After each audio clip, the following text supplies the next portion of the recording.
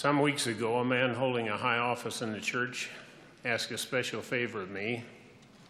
Would you be good enough to take the time to listen while a mother, father, and their teenage daughter, special friends of mine, try to talk to each other? As the four of us sat together, it immediately became obvious that all of the channels of communication were jammed with prejudice, threats, accusations, and resentments. As the verbal storms developed with bitter intensity, I found myself the only listener. Even though they had individually and collectively agreed I would be the counselor, judge, arbiter, or referee, if you please, I found myself waiting patiently for an opportunity to be heard. During the heated and emotional confrontation, the teenager repeatedly expressed her resentment with, "You can't talk to me like that. I'm an adult now. You can't treat me like that. I am an adult now. You can't dominate my life anymore. I am an adult now." Each time she said, "I am an adult now," I cringed. By definition, an adult is a person who has attained the age of maturity, full grown. While it is true a person may be legally classified as an adult when he or she reaches a certain age, for our purposes today, the kind of adult status we are talking about must be earned by actions and attitude. I'm not quite sure who has the right or responsibility to declare someone an adult, but I am quite certain that often the least qualified to make the declaration would be the individual himself. If a person is mature, he or she will not need to announce it. Personal conduct is the only true measurement of maturity. Adult classification, when it pertains to behavior, does not come with age, wrinkles, or gray hair. Perhaps it is not too far off the mark to say adult conduct is a process. Mature conduct is generally developed through self-discipline, self-resilience, and continuing effort. In fairness to the teenager, even though her declaration of "I am an adult now" didn't impress me favorably, there were times during the visit I thought she showed more maturity than others in the room. When we are more senior and use an expression like "I am older than you" to clinch a point, I'm not too sure it is very effective. How much better it is to gain respect and love through worthy parental conduct than to seek it through the means of the age differential. Young men and young women worldwide, you as well as your parents need not announce or proclaim your maturity. By your faith and works, you will be known for what you are. By your fruits you will be known and classified. Those among us who use abusive arguments, temper tantrums, demeaning and painful criticism, fruitless counter-complaints, and disrespect will benefit no one. Let us put away petty malice, resentment, and retaliation practices that are self-destructing and return to a path of safety well marked by the Good Shepherd. It takes courage to flee from verbal contention. When maturity begins to set in, adult lives set in.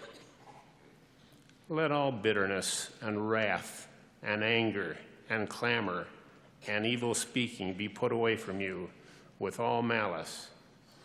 And be ye kind one to another, tender-hearted, forgiving one another, even as God, for Christ's sake, hath forgiven you. It is alarming how many older people go through life without ever becoming real adults. For many years, I have had a very vivid picture in my mind of Jesus Christ standing before Pilate.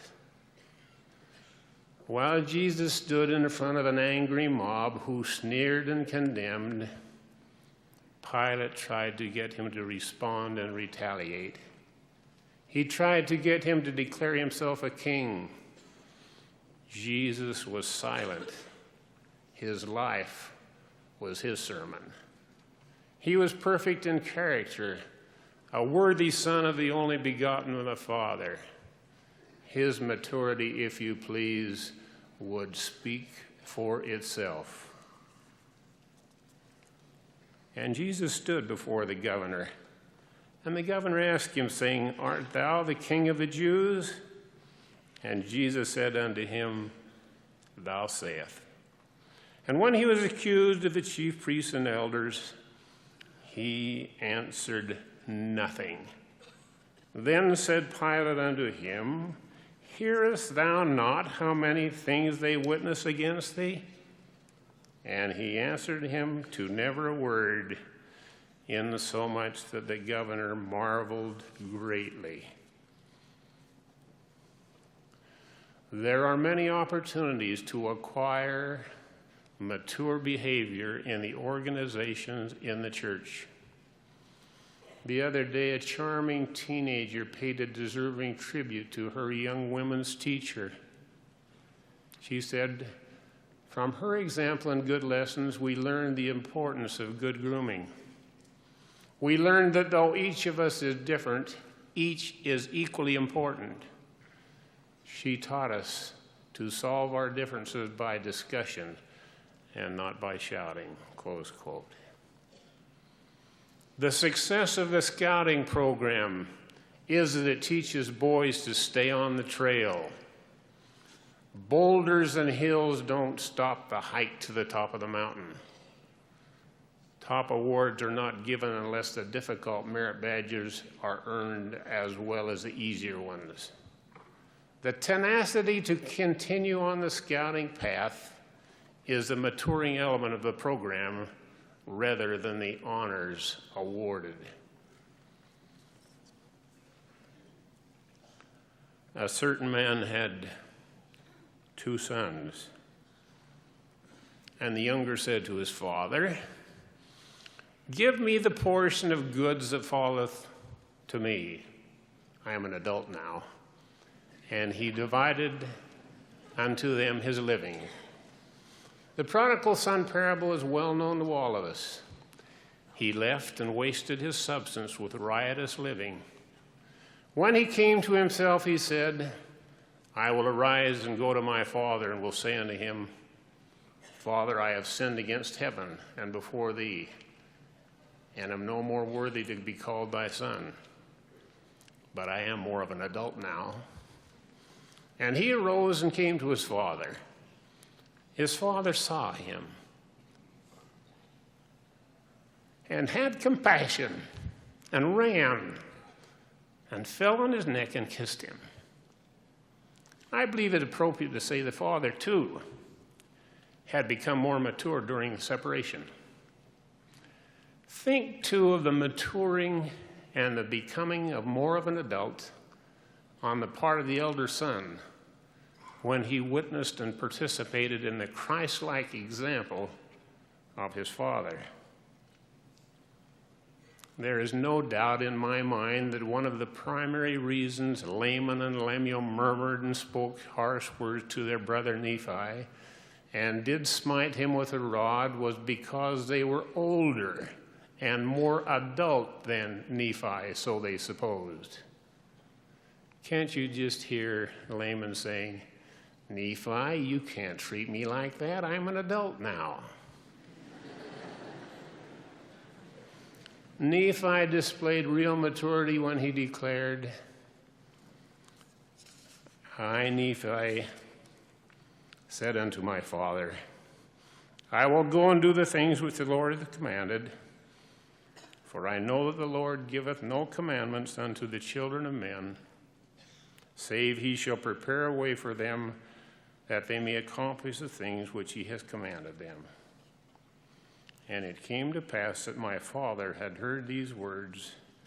He was exceeding glad, for he knew that I had been blessed of the Lord. Lehi was adult enough to know which son was the most mature and who would be blessed of the Lord accordingly. Too many of us fail to realize adult conduct is a process, not a status.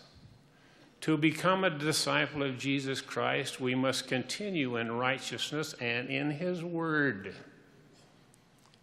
When someone shares with enthusiasm his joy in now being an active member of the church, the thought crosses my mind, wonderful, but for how long will you stay that way? Incidentally, some years ago, I was contacted by an insurance agent. When he started his sales approach with, "I am an active member of the church," the first thought that crossed my mind was, "Who said so?"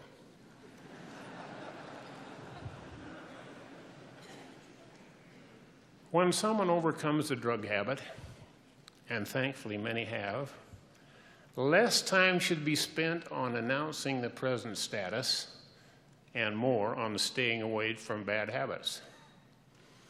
Those who are morally clean will conduct themselves in a more adult fashion if they will spend less time declaring it and more time living and teaches others the blessings of chastity.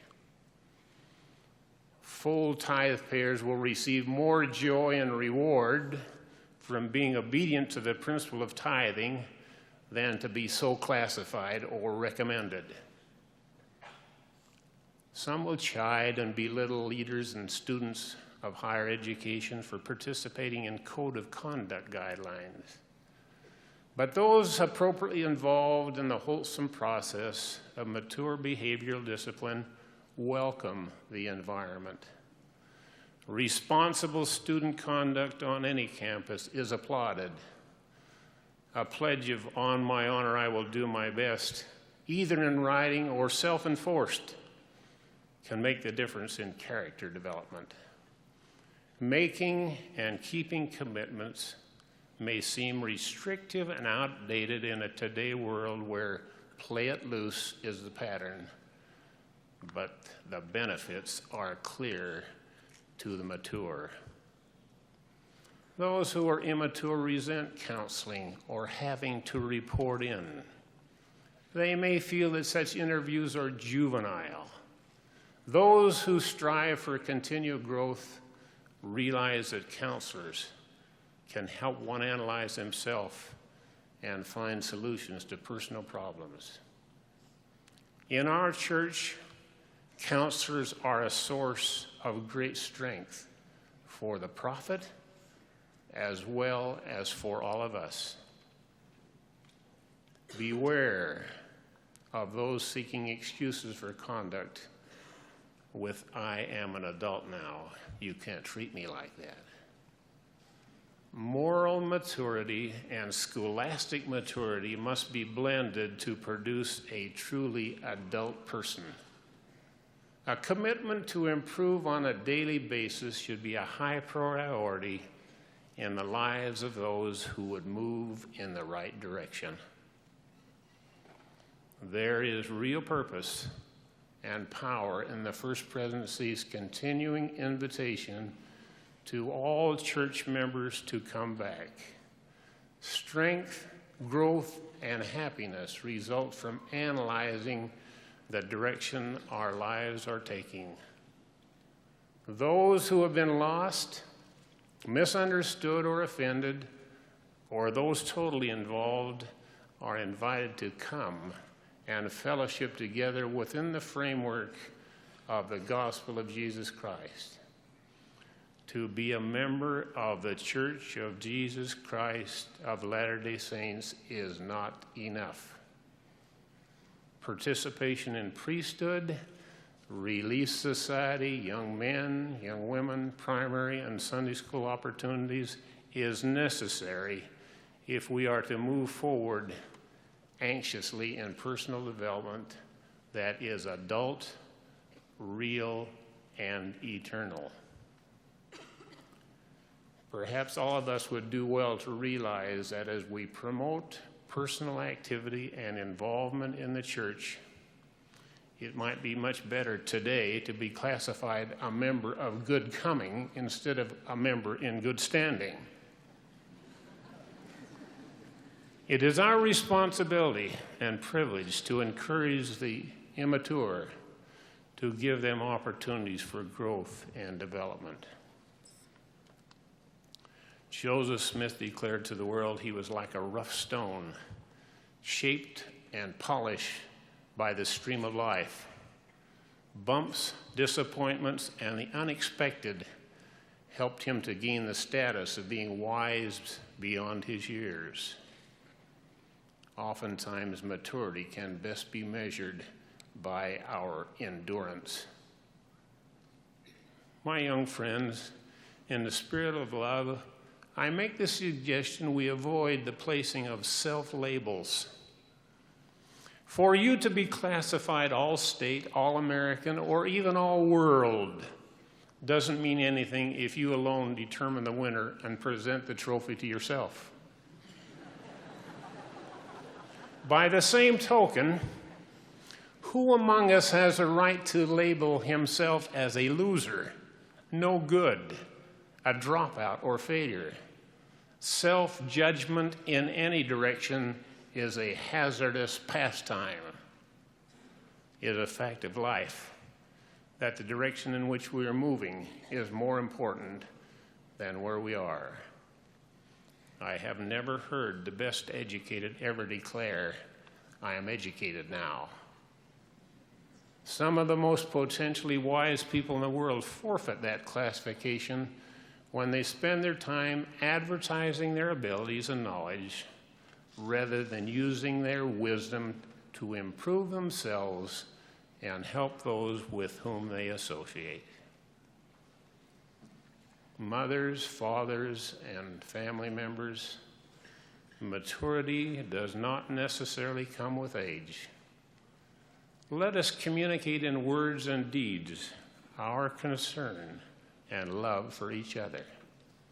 Threats, ears that do not hear, eyes that do not see, and hearts that do not feel will never bring joy, unity, and growth. Patience with others, self, and God brings eternal maturity. Let God and our actions determine the authenticity of "I am an adult now." God is our Father. Jesus is the Christ. May our knowledge of them on a continuing basis give us Christ-centered adult conduct. I pray in the name of Jesus Christ. Amen.